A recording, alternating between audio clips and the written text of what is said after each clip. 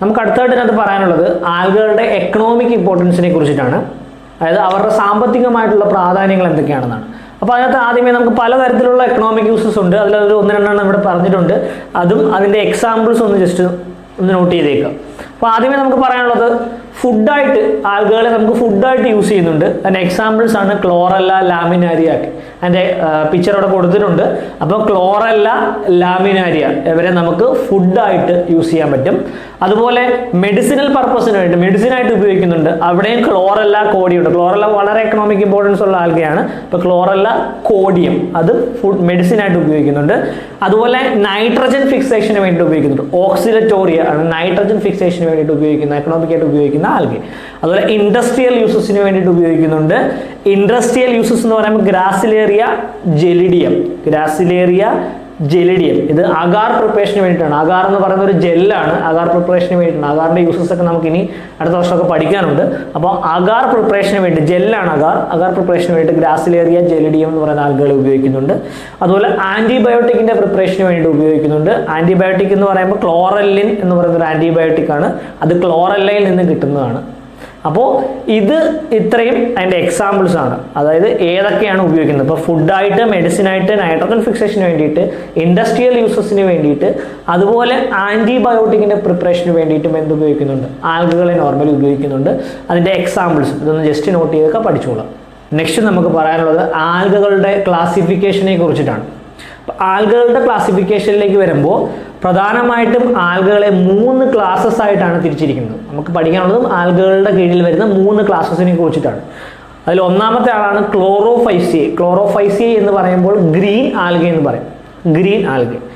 രണ്ടാമത്തെ ആളാണ് ഫയോഫൈസിയ, PHAEOPHYCEACE, ഫയോഫൈസിയ. അപ്പോൾ ഫയോഫൈസിയ മെമ്പേഴ്സ് എന്ന് പറയുമ്പോൾ ബ്രൗൺ ആൽഗയാണ്.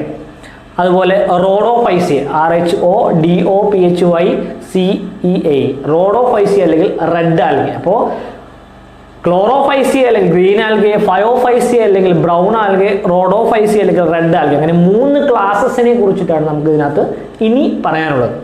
അപ്പോൾ ക്ലോറോഫൈസിയയിലേക്ക് വരുമ്പോൾ ക്ലോറോഫൈസിയ എന്ന് പറയുമ്പോൾ ഗ്രീൻ ആൽഗ എന്നാണ് നമ്മൾ പറഞ്ഞത്. അപ്പോൾ ഇവരുടെ താലസ് എന്ന് പറയുന്നത് ഗ്രാസ് ഗ്രീൻ ആയിരിക്കും, നല്ല ഗ്രീൻ കളർ, ഗ്രാസ് ഗ്രീൻ എന്ന് പറയും.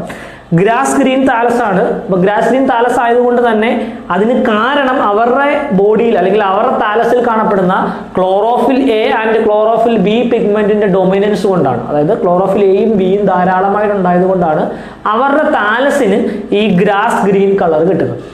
അതുപോലെ ഇവർ അക്വാട്ടിക് ആയിട്ടും ടെറസ്ട്രിയൽ ആയിട്ടും കാണുന്നുണ്ട്. നോർമലി നമുക്ക് വാട്ടർ ലിവിംഗ് ആയിട്ടും കാണുന്നുണ്ട്, കരയിലും കാണുന്നുണ്ട്. അക്വാട്ടിക്കിൽ തന്നെ മറൈനായിട്ടും ഫ്രഷ് വാട്ടറിലും കാണാം. അതായത് സലൈനിറ്റി കൂടിയ, അല്ലെങ്കിൽ ലവണാംശം കൂടിയ വെള്ളത്തിലും ലവണാംശം കുറഞ്ഞ വെള്ളത്തിലും ഇവരെ കാണാൻ പറ്റും, ടെറസ്ട്രിയൽ ആയിട്ടും കാണാം. അതുപോലെ ഇവരുടെ കോശത്തിനെ കുറിച്ച് പറയുമ്പോൾ ഇവരുടെ സെൽവാൾ എന്ന് പറയുന്നത് ഡബിൾ ലെയർഡ് ആയിട്ടുള്ള സെൽവാൾ ആയിരിക്കും. അതായത് കോശത്തിനെ ആവരണം ചെയ്തുകൊണ്ട് 2 ലെയറുള്ള കോശ ഭിത്തികളുണ്ട്. 2 ലെയറാണ്, 2 പാളികളാണ്. ഔട്ടർ ലെയർ എന്ന് പറയുന്നത് പെക്റ്റിൻ എന്ന് പറയുന്ന ഒരു വസ്തു കൊണ്ടും, ഇന്നർ ലെയർ എന്ന് പറയുന്നത് നമ്മുടെ പ്ലാന്റിനെ കുറിച്ച് നേരത്തെ പറഞ്ഞ് നമുക്കറിയാം, സെല്ലുലോസ് എന്ന് പറയുന്ന വസ്തു. അപ്പം ഔട്ടർ ലെയർ എന്ന് പറയുന്നത് പെക്റ്റിൻ എന്ന് പറയുന്ന വസ്തു വെച്ചിട്ടും ഇന്നർ ലെയർ എന്ന് പറയുന്നത് സെല്ലുലോസ് എന്ന് പറയുന്ന വസ്തു വെച്ചിട്ടുമാണ് നിർമ്മിച്ചിരിക്കുന്നത്. അപ്പോൾ ഡബിൾ ലെയർഡ് ആയിട്ടുള്ള സെൽവോളാണ് നമുക്ക് ക്ലോറോഫൈസിയ മെമ്പേഴ്സിൽ കാണുന്നത്. അതിലെ ഔട്ടർ ലെയർ പെക്റ്റിനും ഇന്നർ ലെയർ സെല്ലുലോസും കൊണ്ടാണ് നിർമ്മിച്ചിരിക്കുന്നത്. നെക്സ്റ്റ് നമുക്ക് പറയാനുള്ളത് സെൽവോൾ. അതായത് സെൽവോൾ കഴിഞ്ഞാൽ നെക്സ്റ്റ് പാർട്ട് എന്ന് പറയുന്നത് പ്ലാസ്മ മെംബ്രെയിൻ ആയിരിക്കും. അതായത് കോശത്തിനെ ആവരണം ചെയ്തുകൊണ്ട് പ്ലാസ്മ മെംബ്രെയിൻ കാണും. പ്ലാസ്മ മെംബ്രെയിൻ്റെ അകത്തുള്ള കമ്പോണൻസിനെ ഫുള്ളായിട്ട് നമുക്ക് പ്രോട്ടോപ്ലാസം എന്ന് വിളിക്കാമെന്ന് നമ്മൾ പഠിച്ചിട്ടുണ്ട്. പ്രോട്ടോപ്ലാസത്തിനകത്ത് ഉൾക്കൊള്ളുന്നത് സൈറ്റോപ്ലാസവും ന്യൂക്ലിയസും ആയിരിക്കും. ഓക്കെ, അപ്പോൾ outer layer pectin, inner layer cellulose, അങ്ങനെ സെൽ വോൾ കഴിയും. സെൽ വോൾ കഴിഞ്ഞാൽ പിന്നെ അകത്തുള്ള കവറിംഗ് എന്ന് പറയുന്നത് പ്ലാസ്മ മെംബ്രെയിൻ ആണ്, കോശസ്ഥലം. അതിനകത്ത് സൈറ്റോപ്ലാസവും ന്യൂക്ലിയസും കാണും. സൈറ്റോപ്ലാസത്തിലേക്ക് വരുമ്പോൾ ശ്രദ്ധിച്ചിരിക്കുക, സൈറ്റോപ്ലാസത്തിനകത്ത് സാധാരണ പ്ലാന്റ് സെല്ലിൽ കാണപ്പെടുന്ന സെൽ ഓർഗൻസ് കാണാം, ബേസിക് ആയിട്ടുള്ള സെല്ലിൽ കാണേണ്ടത്. അതിന് പുറമെ ഐസ്പോട്ട് എന്നും ക്ലോറോപ്ലാസ്റ്റ് എന്ന് പറയുന്ന 2 പാർട്ടുകളുണ്ട്. ക്ലോറോപ്ലാസ്റ്റ് നമുക്കറിയാം ഹരിത കണം, അതിനകത്താണ് ക്ലോറോഫിൽ പിഗ്മെന്റുകളൊക്കെ കാണുന്നത്. അപ്പോൾ ഡിഫറൻറ്റ് ഷേപ്പിലുള്ള ക്ലോറോപ്ലാസ്റ്റ് ഈ ക്ലോറോഫൈസിയ മെമ്പേഴ്സിൽ കാണുന്നുണ്ട്. Disk shaped, plate shaped, ribbon shaped, അങ്ങനെ പല ഷേപ്പിലുള്ള ക്ലോറോപ്ലാസ്റ്റ് ഈ സൈറ്റോപ്ലാസത്തിൽ കാണാം. അതോടൊപ്പം ഐസ്പോട്ട് എന്ന് പറയുന്ന ഒരു സെൽ ഓർഗൻ കൂടി ഈ സൈറ്റോപ്ലാസത്തിൽ കാണുന്നുണ്ട്. ഐസ്പോട്ട് എന്ന് പറയുമ്പം ലൈറ്റിൻ്റെ ഡിഫ്ലക്ഷൻ അല്ലെങ്കിൽ ലൈറ്റിൻ്റെ വേരിയേഷൻസിനെ ഡിറ്റക്റ്റ് ചെയ്യാൻ വേണ്ടിയിട്ട് ഉപയോഗിക്കുന്ന ഒരു പാർട്ടാണ് ഈ ഐസ്പോട്ട് എന്ന് പറയുന്നത്. 10ാം ക്ലാസ്സിൽ പ്ലാനേറിയക്കകത്ത് ഐസ്പോട്ട് എന്ന് പറയുന്ന പാർട്ട് നിങ്ങൾ പഠിച്ചിട്ടുണ്ട്. അതേപോലെ തന്നെ ഈ ഐസ്പോട്ട് എന്ന് പറയുന്ന പാർട്ട് ഇവിടെ കളർ ഡിറ്റക്ഷന് വേണ്ടിയിട്ട് ഉപയോഗിക്കുന്ന പാർട്ടാണ്. അപ്പോൾ ഐസ്പോട്ടും ക്ലോറോപ്ലാസ്റ്റും ഇവരുടെ സൈറ്റോപ്ലാസത്തിൽ കാണപ്പെടുന്ന പ്രധാനപ്പെട്ട 2 സെൽ ഓർഗനലാണ്. അപ്പോൾ ഇതാണ് ക്ലോറോഫൈസിയയുടെ ജനറലായിട്ട് നമുക്ക് പറയാനുള്ള ക്യാരക്ടേഴ്സ്. ഗ്രാസ് ഗ്രീൻ കളർ ആയിരിക്കും. അതിന് കാരണം അവരുടെ ബോഡിക്കകത്തുള്ള ക്ലോറോഫിൽ എ, ക്ലോറോഫിൽ ബി പിഗ്മെന്റിന്റെ കൂടുതലുണ്ടാണ്, അല്ലെങ്കിൽ അവരുടെ ഡൊമിനൻസ് കൊണ്ടാണ്. അതുപോലെ ഇവർ അക്വാട്ടിക് ആയിട്ടും ടെറസ്ട്രിയൽ ആയിട്ടും കാണുന്നുണ്ട്. അതായത് വെള്ളത്തിലും കാണുന്നുണ്ട്, കരയിലും കാണുന്നുണ്ട്. അക്വാട്ടിക്കിനകത്ത് തന്നെ മറൈനും ഫ്രഷ് വാട്ടറുമായിട്ട് കാണാം. സെൽ വോൾ എന്ന് പറയുമ്പോൾ കോശഭിത്തി ഉണ്ടാക്കിയിരിക്കുന്നത് കോശഭിത്തി എന്ന് പറയുന്ന 2 ലെയറായിട്ടാണ്. അതിൽ ഔട്ടർ ലെയർ നിർമ്മിച്ചിരിക്കുന്നത് പെക്റ്റിനും ഇന്നർ ലെയർ നിർമ്മിച്ചിരിക്കുന്നത് സെല്ലുലോസും കൊണ്ടാണ്. അതുപോലെ പ്രോട്ടോപ്ലാസം പ്ലാസ്മ മെംബ്രെയിൻ കൊണ്ട് സറൗണ്ട് ചെയ്തിരിക്കുന്നു. അതായത് സെൽ വാളിനകത്ത് പിന്നെ സെൽ മെംബ്രെയിൻ്റെ കവറിംഗ് ആണ്, അല്ലെങ്കിൽ പ്ലാസ്മ മെംബ്രെയിൻ്റെ കവറിംഗ് ആണ്. അതിനുശേഷം സൈറ്റോപ്ലാസത്തിനകത്ത് ഐസ്പോട്ടും ക്ലോറോപ്ലാസ്റ്റും കാണുന്നുണ്ട്. ഇതാണ് ക്ലോറോഫൈസിയ മെമ്പേഴ്സിനെ കുറിച്ച് നമുക്ക് പറയാനുള്ള ജനറൽ ക്യാരക്ടേഴ്സ്. അടുത്തതായി നമുക്ക് പറയാനുള്ളത് ക്ലോറോഫൈസിയ മെമ്പേഴ്സിൻ്റെ റീപ്രൊഡക്റ്റീവ് മെത്തേഡ്സിനെ കുറിച്ചിട്ടാണ്. അതായത് അവരുടെ പ്രത്യുൽപാദന രീതികളെ കുറിച്ചിട്ടാണ്. ആൽഗകളിൽ അത് ജനറലായിട്ട് നമ്മൾ റീപ്രൊഡക്റ്റീവ് മെത്തേഡ്സ് എല്ലാം പറഞ്ഞിട്ടുണ്ട്. ഏകദേശം അതിനകത്തുള്ള കാര്യങ്ങൾ തന്നെയുള്ളൂ, വ്യത്യാസങ്ങളായിട്ടൊന്നും വലുതായിട്ട് വരുന്നില്ല. ഏതായാലും നമുക്ക് ക്ലോറോഫൈസിയ മെമ്പേഴ്സിൻ്റെ റീപ്രൊഡക്റ്റീവ് മെത്തേഡ്സ് ഒന്ന് നോക്കാം. ക്ലോറോഫൈസിയ മെമ്പേഴ്സും നേരത്തെ പറഞ്ഞതുപോലെ ഈ 3 രീതിയിലും റീപ്രൊഡ്യൂസ് ചെയ്യുന്നുണ്ട്. അതായത് അവരുടെ ബോഡിക്കകത്ത് vegetative reproduction, asexual reproduction, sexual reproduction, അങ്ങനെ 3 തരത്തിലുള്ള റീപ്രൊഡക്ഷൻ നടക്കുന്നുണ്ട്. വെജിറ്റേറ്റീവ് റീപ്രൊഡക്ഷൻ ഫ്രാഗ്മെന്റേഷനിലൂടെ തന്നെയാണ്. നമുക്കറിയാം, താലോയിഡ് ആയിട്ടുള്ള ബോഡി മുറിഞ്ഞ് പല കഷ്ണങ്ങളായിട്ട് മാറുന്നു. ഓരോ കഷ്ണത്തിൽ നിന്നും പുതിയ ഓർഗാനിസം വരികയും ചെയ്യുന്നു. ഇതാണ് ഫ്രാഗ്മെന്റേഷൻ. ഇവിടെയും ഫ്രാഗ്മെന്റേഷൻ കാണുന്നുണ്ട്. അതേപോലെ അസെക്ഷുവൽ റീപ്രൊഡക്ഷൻ നടക്കുന്നത് സൂസ്പോസ് വഴിയാണ്. അത് സൂസ്പൊറാഞ്ചിയ എന്ന് പറയുന്ന ഒരു സ്ട്രക്ചറിനുള്ളിൽ തന്നെ ഫോം ചെയ്യുന്നുണ്ട്. അപ്പോൾ താലോയിഡ് ബോഡിക്കകത്ത് സൂസ്പൊറാഞ്ചിയ എന്ന് പറയുന്ന ഒരു സാക്കലേക്ക് സ്ട്രക്ചർ ഫോം ചെയ്യുന്നു. അതിനകത്തെല്ലാം ഫ്ലജല്ലയുള്ള മോട്ടൈൽ ആയിട്ടുള്ള സൂസ്പോസും ഫോം ചെയ്യുന്നു. അപ്പോൾ ഈ സൂസ്പോസ് ഡെവലപ്പ് ചെയ്ത് പുതിയ ക്ലോറോഫൈസിയ മെമ്പേഴ്സ് ആയിട്ട് വരികയും ചെയ്യും. അപ്പോൾ ക്ലോറോഫൈസിയയുടെ അസെക്ഷുവൽ റീപ്രൊഡക്ഷൻ നടക്കുന്നത് സൂസ്പോസ് വഴിയാണ്. സൂസ്പൊറാഞ്ചിയ എന്ന് പറയുന്ന സ്ട്രക്ചറിനുള്ളിൽ ഫോം ചെയ്യുകയും ചെയ്യുന്നു. അതേപോലെ അവരുടെ സെക്ഷുവൽ റീപ്രൊഡക്ഷൻ നേരത്തെ പറഞ്ഞതുപോലെ തന്നെയാണ്. ഐസോഗമി, അനൈസോഗമി, ഊഗമി. അതായത് സെക്ഷുവൽ റീപ്രൊഡക്ഷൻ ഇവിടെയും ഗ്യാമേറ്റ്സിന്റെ ഫ്യൂഷനിലൂടെ തന്നെയാണ്. അതോടൊപ്പം തന്നെ 2 ഗ്യാമേറ്റ്സും സൈസിലും ഷേപ്പിലും സിമിലർ ആവാം. ഐസോഗമി സൈസിലും ഷേപ്പിലും സിമിലർ അല്ലാതിരിക്കാം. അനൈസോഗമി സ്മോൾ മോട്ടൈൽ മെയിൽ ഗാമേറ്റും ലാർജ് നോൺ മോട്ടൈൽ ഫീമെയിൽ ഗാമേറ്റും കാണുന്നുണ്ട്. അതായത് സഞ്ചരിക്കാൻ ശേഷിയുള്ള ചെറിയ മെയിൽ ഗാമേറ്റും സഞ്ചരിക്കാൻ ശേഷിയില്ലാത്ത വലിയ ഫീമെയിൽ ഗാമേറ്റും ഫോം ചെയ്യുന്നത്. അവരുടെ ഫ്യൂഷനിലൂടെ സെക്ഷുവൽ റീപ്രൊഡക്ഷൻ നടക്കാം. അതിനെ നമ്മൾ ഊഗമി എന്നും പറയും. അപ്പോൾ ഇങ്ങനെയാണ് അവരുടെ റീപ്രൊഡക്റ്റീവ് മെത്തേഡ്സ് നമുക്ക് പറയാനുള്ളത്. ഫ്രാഗ്മെന്റേഷനിലൂടെയാണ് വെജിറ്റേറ്റീവ് റീപ്രൊഡക്ഷൻ നടക്കുന്നത്. സൂസ്പൊറാഞ്ചിക്കകത്ത് ഫോം ചെയ്യുന്ന സൂസ്പോസിലൂടെ അവരുടെ അസെക്ഷുവൽ റീപ്രൊഡക്ഷൻ നടക്കുന്നു. ഐസോഗമി, അനൈസോഗമി, ഊഗമിയിലൂടെ അവരുടെ സെക്ഷുവൽ റീപ്രൊഡക്ഷനും നടക്കുന്നു. ഈ 3-ൽ ഏതെങ്കിലും ഒന്നായിരിക്കും സെക്ഷുവൽ റീപ്രൊഡക്ഷൻ നടത്തുന്നത്. അപ്പോൾ ഇനി നമുക്ക് അതിനകത്ത് പറയാനുള്ളത് അവരുടെ കുറച്ച് എക്സാമ്പിൾസ് ആണ്. ക്ലാമിഡോമോണാക്സ്, വോൾവോക്സ്, യുലോത്രിക്സ്, സ്പൈറോഗൈറ. ഇതിൻ്റെ എല്ലാം ഒരുവിധം പിക്ചേഴ്സ് നിങ്ങളുടെ ടെക്സ്റ്റിൽ കൊടുത്തിട്ടുണ്ട്. ബാക്കിയുള്ള നമ്മളൊന്ന് ഗൂഗിൾ ചെയ്ത് നോക്കുക. എല്ലാത്തിൻ്റെയും പിക്ചർ ഒന്ന് ഫെമിലറൈസ് ചെയ്യുക. കുറേ എണ്ണം നമ്മൾ കണ്ടിട്ടുള്ള കാര്യം. ക്ലാമിഡോമോണാസ് ഒക്കെ നമുക്ക് നേരത്തെ അറിയാവുന്നതാണ്. അപ്പോൾ ക്ലാമിഡോമോണാസ്, വോൾവോക്സ്, യുലോത്രിക്സ്, സ്പൈറോഗൈറ, ഇത്രയുമാണ് നമുക്ക് ഈ ക്ലോറോഫൈസിയ മെമ്പേഴ്സിൻ്റെ എക്സാമ്പിൾസ് ആയിട്ട് പറയാനുള്ളത്. നമുക്ക് ഇതിൻ്റെ മാച്ച് ദ ഫോളോയിങ്ങിലൊക്കെ എക്സാമ്പിൾസ് വെച്ച് ചോദിക്കാം ഗ്രൂപ്പിനെ. അപ്പോൾ ഇതാണ് ക്ലോറോഫൈസിയ മെമ്പേഴ്സിൻ്റെ റീപ്രൊഡക്ഷനും എക്സാമ്പിൾസും. നമുക്കിനി പറയാനുള്ളത് ആൽഗകളുടെ 2ാമത്തെ ക്ലാസ് ആയിട്ടുള്ള ഫയോഫൈസിയ മെമ്പേഴ്സിനെ കുറിച്ചിട്ടാണ്. ഫയോഫൈസിയ മെമ്പേഴ്സ് അല്ലെങ്കിൽ ബ്രൗൺ ആൽഗകളെ കുറിച്ചിട്ടാണ്. ബ്രൗൺ ആൽഗകളെ കുറിച്ച് പറയുമ്പോൾ ആദ്യമേ ദേ ആർ യൂഷ്വലി മറൈൻ, അതായത് ലവണാംശം കൂടിയ വെള്ളത്തിലായിരിക്കും ഫയോഫൈസിയ മെമ്പേഴ്സ് കൂടുതലായിട്ട് കാണുന്നത്. അത് ദേ ആർ യൂഷ്വലി മറൈൻ.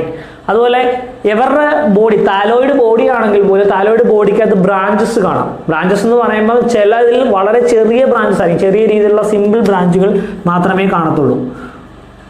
ചിലതിൽ വളരെ നല്ല രീതിയിലുള്ള ബ്രാഞ്ചസ് കാണാം. അതായത് ശാഖകളാവുന്നു, അതിൽ നിന്ന് വീണ്ടും ശാഖകളാവുന്നു, അങ്ങനെ പല തരത്തിലുള്ള അല്ലെങ്കിൽ ഡിഫറെൻറ്റ് ടൈപ്സ് ഓഫ് ബ്രാഞ്ചസ് കാണുന്നുണ്ട്. അതാണ് simple ബ്രാഞ്ചും profusely ബ്രാഞ്ചും.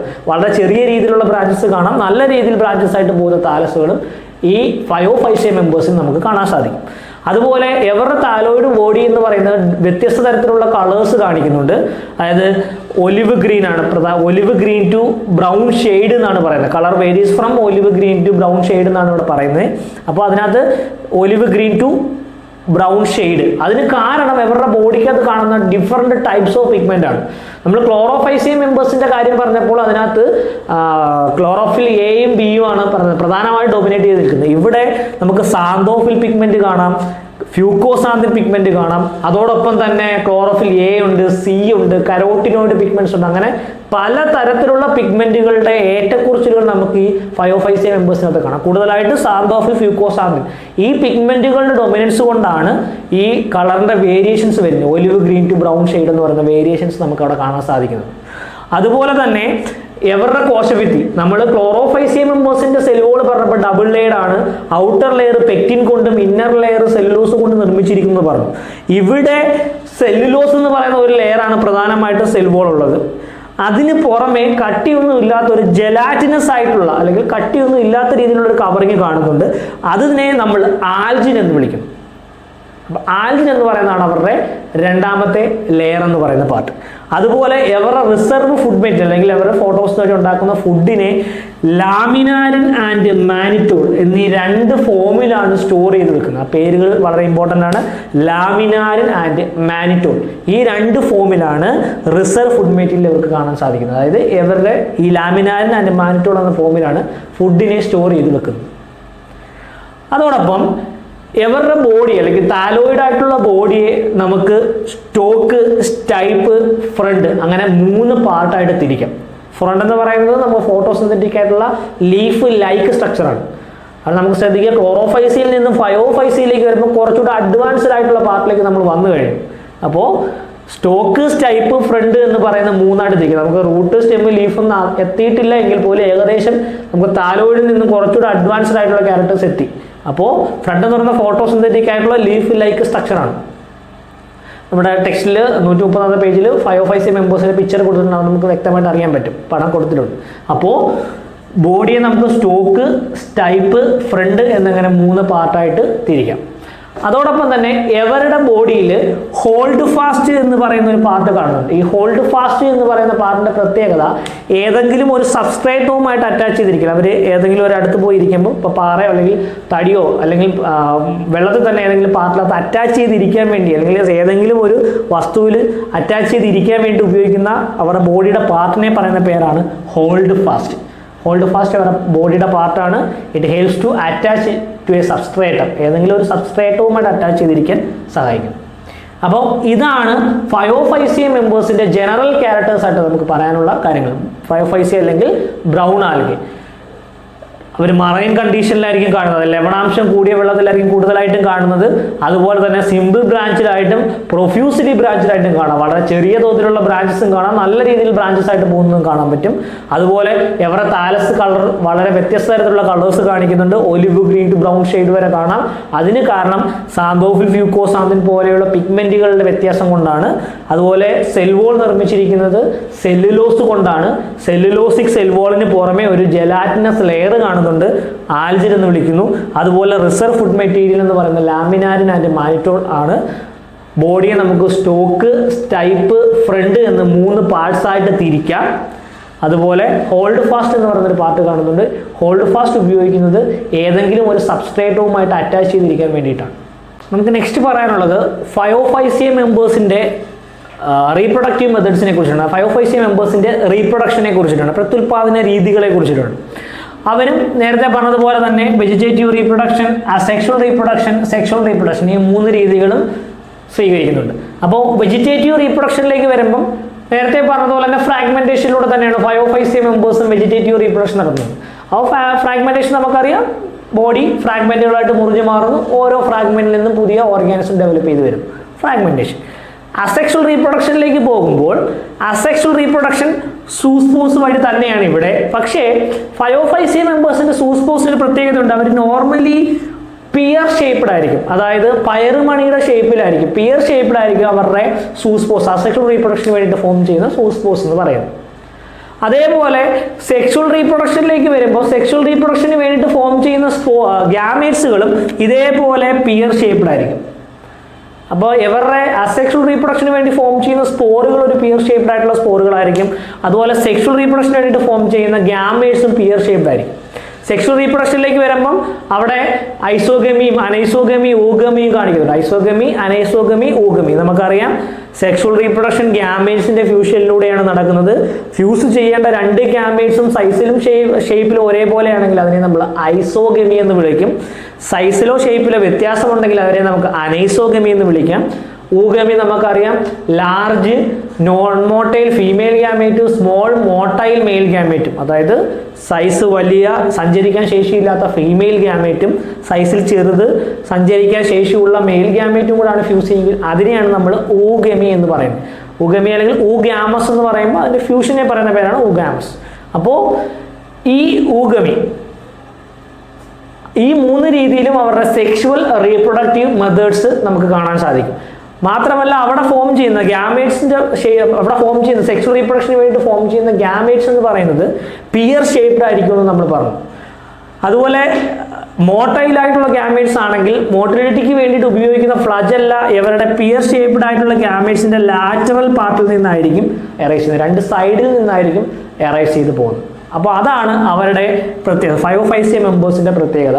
Gametes peer shaped ആയിരിക്കും. അസെക്ഷൽ റീപ്രൊഡക്ഷന് വേണ്ടിയിട്ട് ഫോം ചെയ്യുന്ന സ്പോറുകളും പിയർ ഷേപ്ഡ് ആയിരിക്കും.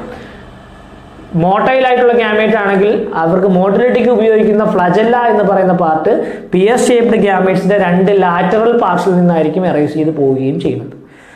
അതുപോലെ തന്നെ 505C മെമ്പേഴ്സിന്റെ കുറച്ച് എക്സാമ്പിൾസ് നമുക്ക് പറയാനുണ്ട്. അതാണ് ലാമിനാരിയ, സർഗാസം, ഡിക്റ്റിയോട്ട. ലാമിനാരിയ, സർഗാസം, ഡിക്റ്റിയോട്ട ഇതെല്ലാം നമ്മുടെ 505C മെമ്പേഴ്സിന്റെ എക്സാമ്പിൾസ് ആയിട്ട് നമുക്ക് പറയാനുള്ളതാണ്. ജസ്റ്റ് നോട്ട് ചെയ്തോളുക, ഇത് പഠിച്ചോളൂ. അപ്പോൾ ഇങ്ങനെയാണ് നമ്മുടെ 505C മെമ്പേഴ്സിന്റെ ക്യാരക്ടേഴ്സ് കഴിയുന്നത്. അപ്പോൾ 505C മെമ്പേഴ്സിന്റെ റീപ്രൊഡക്റ്റീവ് മെത്തേഡ്സ് പറഞ്ഞപ്പോൾ നമ്മൾ പറഞ്ഞു വെജിറ്റേറ്റീവ് റീപ്രൊഡക്ഷൻ കാണിക്കുന്നുണ്ട്, അസെക്ഷൽ റീപ്രൊഡക്ഷൻ സെക്ഷൽ റീപ്രൊഡക്ഷനും കാണിക്കുന്നുണ്ട്. അപ്പോൾ വെജിറ്റേറ്റീവ് റീപ്രൊഡക്ഷനിലേക്ക് വരുമ്പോൾ അത് ഫ്രാഗ്മെന്റേഷനിലൂടെയാണ്. ഫ്രാഗ്മെന്റേഷൻ എന്ന് പറയുന്ന പ്രോസസ്സ് നമുക്കറിയാം. അസെക്ഷൽ റീപ്രൊഡക്ഷൻ നടക്കുന്നത് സൂസ്പോസിലൂടെയാണ്. സൂസ്പോസ് ഫോം ചെയ്യുന്നു. ഇവിടെ സൂസ്പൊറാൻജിയം എന്ന സ്ട്രക്ചറിന്റെ കാര്യം പറയുന്നില്ല. സൂസ്പോസ് ഫോം ചെയ്യുന്നു. ആ സ്പോറുകൾ പിയർ ഷേപ്ഡ് ആയിരിക്കും. അപ്പോൾ പിയർ ഷേപ്ഡ് ആയിട്ടുള്ള സൂസ്പോസ് ഫോം ചെയ്യുകയും ആ സൂസ്പോർ ഡെവലപ്പ് ചെയ്ത് പുതിയ ഓർഗാനിസമായിട്ട് വരികയും ചെയ്യുന്നു.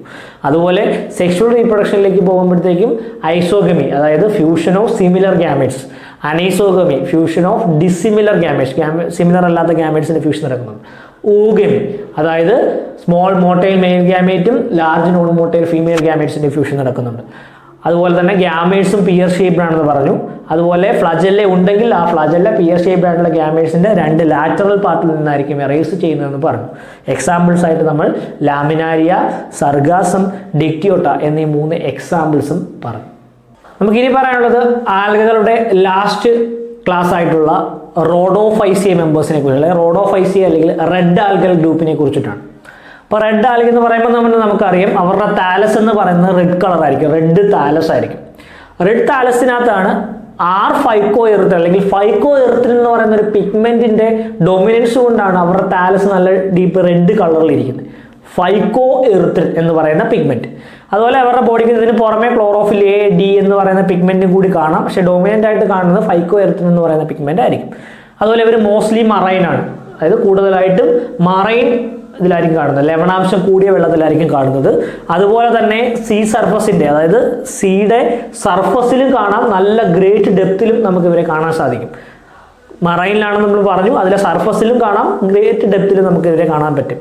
അതുപോലെ തന്നെ ഇവരുടെ കോശഭിത്തി അല്ലെങ്കിൽ സെല്ലുകൾ നിർമ്മിച്ചിരിക്കുന്നത് സെല്ലുലോസും പെക്റ്റിനും കൊണ്ടാണ്. സെല്ലുലോസ്, പെക്റ്റിൻ എന്നീ പറയുന്ന വസ്തുക്കൾ വെച്ചിട്ടാണ് ഇവരുടെ കോശഭിത്തി നിർമ്മിച്ചിരിക്കുന്നത്. അതുപോലെ ഇവരുടെ റിസർവ് ഫുഡ് മെറ്റീരിയൽ, അതായത് ഫോട്ടോസിന്തസിസ് വഴി ഉണ്ടാക്കുന്ന ഫുഡ് മെറ്റീരിയൽ എന്ന് പറയുന്നത് ഫ്ലോറിഡിയൻ സ്റ്റാർച്ച് എന്ന് പറയുന്ന ഒരു വസ്തുവാണ്, ഫ്ലോറിഡിയൻ സ്റ്റാർച്ച്. അതായത് നമ്മൾ 505C മെമ്പേഴ്സിന്റെ കാര്യം പറഞ്ഞപ്പോൾ ലാമിനാരിൻ ആൻഡ് മാനിറ്റോൾ എന്ന് പറയുന്ന വസ്തു വെച്ചിട്ടാണ് അതാണ് അവരുടെ റിസർവ് ഫുഡ് എന്ന് പറയുന്നത്. ഇതിലേക്ക് വരാൻ ഫ്ലോറിഡിയൻ സ്റ്റാർച്ച് എന്ന് പറയുന്ന പാർട്ടാണ്. അപ്പോൾ അതിനകത്ത് ഒരു വ്യത്യാസമുണ്ട്. ഇത് തമ്മിലുള്ള കമ്പാരിസൺ നോക്കാം, അല്ലെങ്കിൽ അതിനകത്ത് ആ വേർഡിന്റെ പേര് വെച്ച് എക്സാം ചോദിക്കാം. അപ്പോൾ ഇവിടെ ഫ്ലോറിഡിയൻ സ്റ്റാർച്ച്, അവിടെ ലാമിനാരിൻ ആൻഡ് മാനിറ്റോൾ. അതുപോലെ ഇത്രയുമാണ് അവരുടെ ജനറൽ ക്യാരക്ടേഴ്സ്. പിന്നീട് നമ്മൾ അവരുടെ റീപ്രൊഡക്ഷനിലേക്ക് പോകുന്നു. റീപ്രൊഡക്ഷനിലേക്ക് പോകുമ്പോൾ നേരത്തെ പറഞ്ഞതുപോലെ തന്നെ വെജിറ്റേറ്റീവ് റീപ്രൊഡക്ഷനും അസെക്ഷുവൽ റീപ്രൊഡക്ഷനും സെക്ഷുവൽ റീപ്രൊഡക്ഷനും നടക്കുന്നുണ്ട്. വെജിറ്റേറ്റീവ് റീപ്രൊഡക്ഷൻ നടക്കുന്ന ഫ്രാഗ്മെന്റേഷനിലൂടെ തന്നെയാണ്. അവരുടെ ബോഡി മുറിഞ്ഞ് ഫ്രാഗ്മെന്റുകളാവുന്നു. ഓരോ ഫ്രാഗ്മെന്റിൽ നിന്നും പുതിയ ഓർഗാനിസം ഡെവലപ്പ് ചെയ്ത് വരുന്നു, നേരത്തെ പറഞ്ഞതുപോലെ തന്നെ. അതേപോലെ അസെക്ഷുവൽ റീപ്രൊഡക്ഷൻ നടക്കുന്നത് സ്പോറുകൾ വഴിയാണ്. ഇവിടുത്തെ പ്രത്യേകത നോൺ മോട്ടൈൽ സ്പോർസ് ആയിരിക്കും. അതായത് സഞ്ചരിക്കാൻ ശേഷിയില്ലാത്ത നോൺ മോട്ടൈൽ ആയിട്ടുള്ള സ്പോറുകളായിരിക്കും റോഡോഫൈസിയ മെമ്പേഴ്സിൽ ഫോം ചെയ്യുന്നത്. അതേപോലെ സെക്ഷുവൽ റീപ്രൊഡക്ഷനിലേക്ക് വരുമ്പോൾ അവിടുത്തെ ഗ്യാമേറ്റ്സും നോൺ മോട്ടൈൽ ഗ്യാമേറ്റ്സ് ആയിരിക്കും. അതായത് ഫ്ലജല്ല ഒന്നും ഇല്ലാത്ത നോൺ മോട്ടൈൽ ഗ്യാമേറ്റ്സ് ആയിരിക്കും. സെക്ഷുവൽ റീപ്രൊഡക്ഷൻ നടക്കുന്നത് ഫ്യൂഷൻ ഓഫ് ഗ്യാമേറ്റ്സ് വഴി തന്നെയാണ്. പക്ഷേ ഇവിടുത്തെ ഗ്യാമേറ്റ്സിന്റെ പ്രത്യേകത നോൺ മോട്ടൈൽ ഗ്യാമേറ്റ്സ് ആയിരിക്കും. അസെക്ഷുവൽ റീപ്രൊഡക്ഷൻ നടക്കുന്ന സ്പോറുകൾ വഴി തന്നെയാണ്, എങ്കിൽ പോലും ഇവിടുത്തെ സ്പോറുകളുടെ പ്രത്യേകത നോൺ മോട്ടൈൽ സ്പോർസ് ആയിരിക്കും. വെജിറ്റേറ്റീവ് റീപ്രൊഡക്ഷൻ പഴയതുപോലെ തന്നെ ഫ്രാഗ്മെന്റേഷനിലൂടെ തന്നെയാണ്. അപ്പോൾ ഇതാണ് അവരുടെ ജനറൽ ക്യാരക്ടേഴ്സ് എന്ന് നമുക്ക് പറയാനുള്ളത്. അപ്പോൾ അവരുടെ എക്സാമ്പിൾസ് ആയിട്ട് നമുക്ക് പറയാം പോളിസൈഫോണിയ ജെലിഡിയം. അപ്പോൾ മൂന്നാമത്തെ ക്ലാസ് ആയിട്ടുള്ള റോഡോഫൈസിയ മെമ്പേഴ്സിനെ കുറിച്ചിട്ടാണ് നമ്മൾ പറഞ്ഞുകൊണ്ടിരുന്നത്. റോഡോഫൈസിയ അല്ലെങ്കിൽ റെഡ് ആൽഗെ, പേര് സൂചിപ്പിക്കുന്ന പോലെ തന്നെ റെഡ് കളറിലുള്ള താലസ് ആയിരിക്കും അവർക്കുള്ളത്. റെഡ് താലസ് നിർമ്മിച്ചിരിക്കുന്നത് ഫൈക്കോ എറിത്രിൻ എന്ന് പറയുന്ന പിഗ്മെന്റ് വെച്ചിട്ടാണ്. അതുപോലെ ക്ലോറോഫിൽ A, D എന്നീ പിഗ്മെന്റുകൾ കൂടി കാണുന്നുണ്ട്. മോസ്റ്റ്ലി ഇവർ മറൈൻ ആയിരിക്കും. മറൈനിൽ തന്നെ സീയുടെ സർഫസിലും കാണുന്നുണ്ട്, നല്ല ഡെപ്തിലും കാണുന്നുണ്ട്. അതുപോലെ ഇവരുടെ കോശഭിത്തി നിർമ്മിച്ചിരിക്കുന്നത് സെല്ലുലോസ്, പെക്റ്റിൻ എന്നീ പറയുന്ന വസ്തുക്കൾ വെച്ചിട്ടാണ്. അതുപോലെ ഫോട്ടോസിന്തസിസ് വഴി ഉണ്ടാക്കുന്ന ഫുഡിനെ ഫ്ലോറിഡിയൻ സ്റ്റാർച്ച് എന്ന് പറയുന്ന ഫോമിലാണ് ഇവർ സ്റ്റോർ ചെയ്ത് വെക്കുന്നത്. അപ്പോൾ സ്റ്റോറേജ് അല്ലെങ്കിൽ റിസർവ് ഫുഡ് മെറ്റീരിയൽ ഏതാണെന്ന് പഠിച്ചോളുക. അതുപോലെ റീപ്രൊഡക്ഷൻ 3 മെത്തേഡ്സ് തന്നെയുണ്ട്. ഫ്രാഗ്മെന്റേഷനിലൂടെ വെജിറ്റേറ്റീവ് റീപ്രൊഡക്ഷനും നോൺ മോട്ടൈൽ സ്പോർസിന്റെ ഫോർമേഷൻ വഴി അസെക്ഷുവൽ റീപ്രൊഡക്ഷനും നോൺ മോട്ടൈൽ ഗ്യാമേറ്റ്സിന്റെ ഫ്യൂഷനിലൂടെ സെക്ഷുവൽ റീപ്രൊഡക്ഷൻ നടക്കുന്നു. പിന്നീട് അതിന്റെ എക്സാമ്പിൾസ് പോളിസൈഫോണിയ ജെലിഡിയം. അപ്പോൾ ഇത്രയുമാണ് റോഡോഫൈസിയ മെമ്പേഴ്സിനെ കുറിച്ച് നമുക്ക് പറയാനുള്ളത്. അപ്പോൾ ആൽഗകളുടെ 3 ക്ലാസ്സിനെ കുറിച്ച് നമ്മൾ പറഞ്ഞു. ക്ലോറോഫൈസിയ അല്ലെങ്കിൽ ഗ്രീൻ ആൽഗെ, ഫയോഫൈസിയ അല്ലെങ്കിൽ ബ്രൗൺ ആൽഗെ, അതുപോലെ റോഡോഫൈസിയ അല്ലെങ്കിൽ റെഡ് ആൽഗെ. അപ്പോൾ ഈ 3 ക്ലാസ്സിനെ കുറിച്ചും അവരുടെ ക്യാരക്ടേഴ്സ്, അവരുടെ റീപ്രൊഡക്റ്റീവ് മെത്തേഡ്സ്, അവരുടെ ഫുഡ് സ്റ്റോറേജ് പാർട്ട്, അതുപോലെ ഫയോഫൈസിയ മെമ്പേഴ്സിൻ്റെ സ്റ്റോക്കേഴ്സ് ടൈപ്പ് ഫ്രണ്ട് ഒന്ന് തിരിക്കുന്ന കാര്യം, അതുപോലെ ഹോൾഡ് ഫാസ്റ്റ് എന്ന് പറയുന്ന ഒരു പാർട്ട്, ഇത്രയും വളരെ ഇമ്പോർട്ടൻ്റ് ആണ്. അപ്പോൾ ഇതിൻ്റെ ഒരു ക്ലാസിഫിക്കേഷൻ കൂടി നിങ്ങളൊന്ന് ജസ്റ്റ് ഓർത്ത് വെച്ചേക്കുക. ഇത്രയുമാണ് നമ്മുടെ പ്ലാന്റ് കിങ്ഡത്തിൻ്റെ ഫസ്റ്റ് ഗ്രൂപ്പായിട്ടുള്ള ആൽഗകളെ കുറിച്ച് നമുക്ക് പറയാനുള്ളത്. എല്ലാവർക്കും മനസ്സിലായെന്ന് വിശ്വസിക്കുന്നു.